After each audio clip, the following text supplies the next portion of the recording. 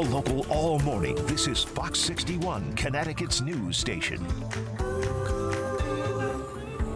Right now, it takes the Fairfield Nationals are still in it to win it. Of course, we're talking about the Little League World Series. The game happening tonight is going to determine who they're going to play against for the U.S. Championship title. It's been so great to see them. Definitely been an exciting run. I know. Good morning to you. Happy Thursday. Thanks for checking in with us at Fox 61 and streaming on Fox 61 Plus, America Areas. And I'm Glenn Kittle. We're going to turn things over to Rachel Piscatelli with a check on the forecast today. Rachel, it's been really one heck of a week. We started off fall-like conditions, some dumping rain last night. Now what do we got for the weekend? We needed the rain. Some of us picking up locally up to about 2 inches of rain, so some impressive totals. We'll wait for the official ones, but those are radar indicated. Right now, it's still chilly out the door. We are sitting in the 50s across the state at 55 in Hartford, 53 degrees in Torrington, and around 59 in New Haven, southeastern Connecticut, close to 60 degrees. Our wind speeds have picked up. You may even hear that out your window this morning. We are looking at gust potential closer to 20 to 25, and over time today, we are going to see the winds pick up. Right now on our satellite and radar picture, we're starting to dry things out. Areas of mist, a little bit of fog this morning, and overcast skies will make way to drier conditions this afternoon.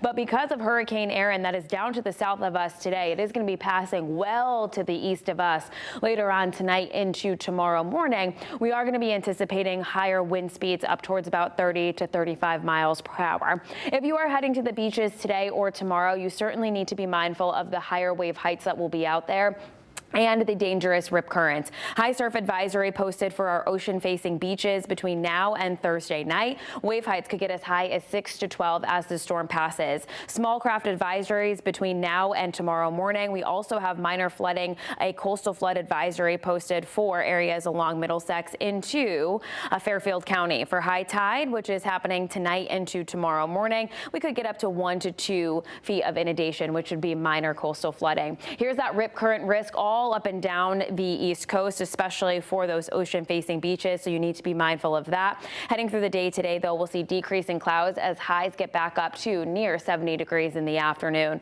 More details on where we go from here, your full 7-day forecast, and we'll walk you through Aaron's track coming up in just a bit. At 6:02 right now on the roadways, we are largely quiet. We do have this new reported crash that just happened about 2 minutes ago. This is going to be on 91, so unfortunately I don't have anything to kind of show you, but this is on 91 this morning. This is going to be out by exits 18 and 17 over in the Meriden area on that southbound side, so we'll keep you posted. It does look like one vehicle is involved in that. Over in Fairfield County, starting to see some delays from Bridgeport into Fairfield at 8 minutes.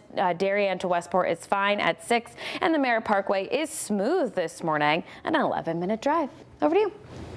Rachel, thank you. New this morning, a firefighter was injured while helping to fight a fire earlier this morning in Rocky Hill. It happened just before 3 a.m. at Saybrook Fish House on Silas Dean Highway. When fire crews arrived, they saw smoke coming from the back of the building.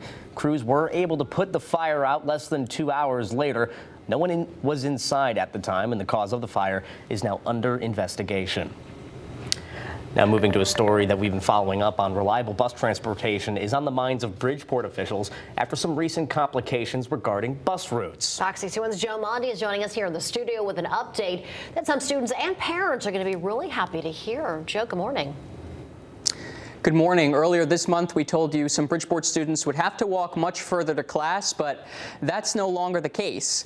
Bridgeport Public Schools and the Connecticut Department of Education were able to work out a new deal with the district's bus company. The deal restores routes that were previously canceled due to budget cuts.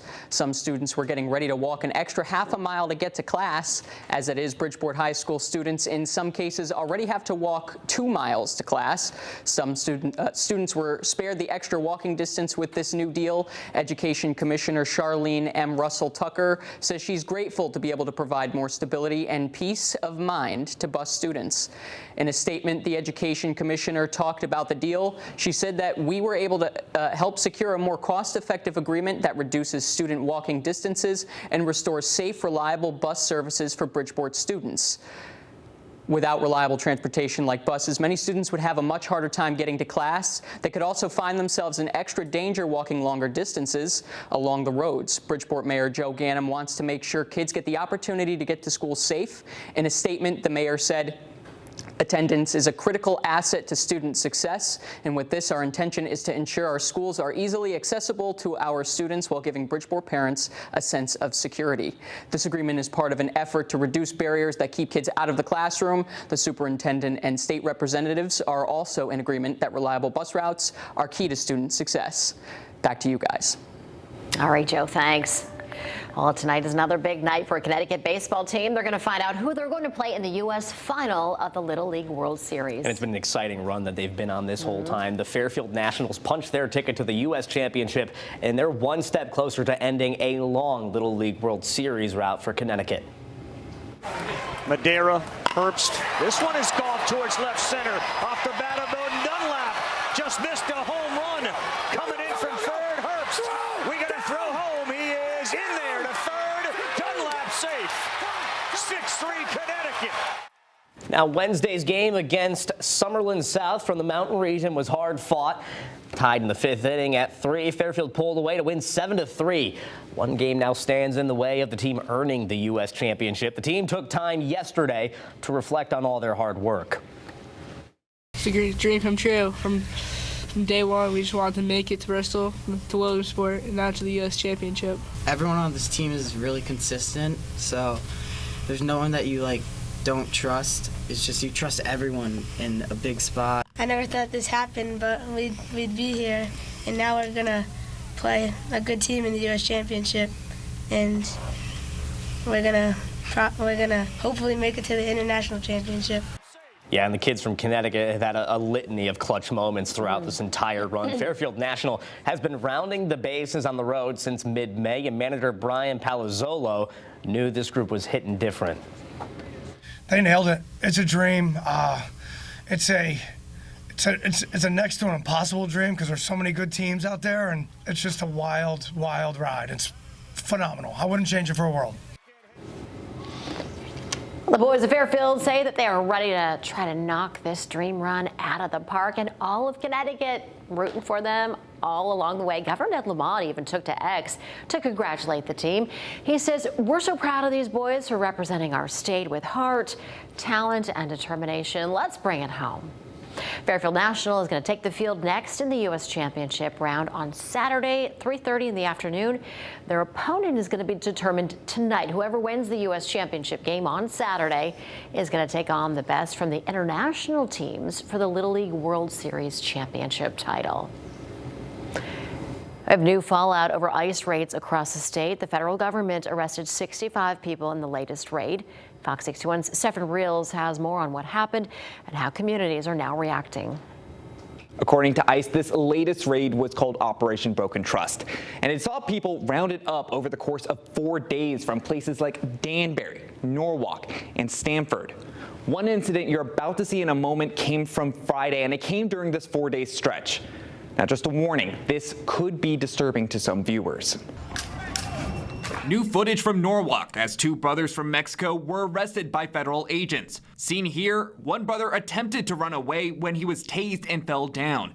The other brother can be heard yelling in the background and asked to see the agent's arrest warrants as the officers placed his knee near the man's neck. In a statement, the Department of Homeland Security said ICE agents were operating in the city, but did not specify if they were involved in the arrest. This arrest came amid the department's Operation Broken Trust, a reference to the Connecticut Trust Act, which limits local and state law enforcement cooperation with ICE. According to ICE, 65 undocumented immigrants were apprehended, who either have serious crime charges in the U.S., are part of a transnational gang, or have crime charges in their home country. The identity of 13 people were shared, people from countries like India, Ecuador, and El Salvador.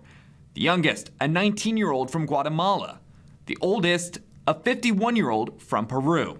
However, not everyone approves of how these arrests went down. And people, especially law enforcement officials, have to be accountable for their actions, and they have to be identifiable to make sure that if something did go wrong, we can identify the officer that might have been the person acting inappropriately. Among those frustrated, Mayor of Norwalk, Harry Rilling, who said ICE agents entered the Norwalk police parking lot twice without permission and were then told to leave.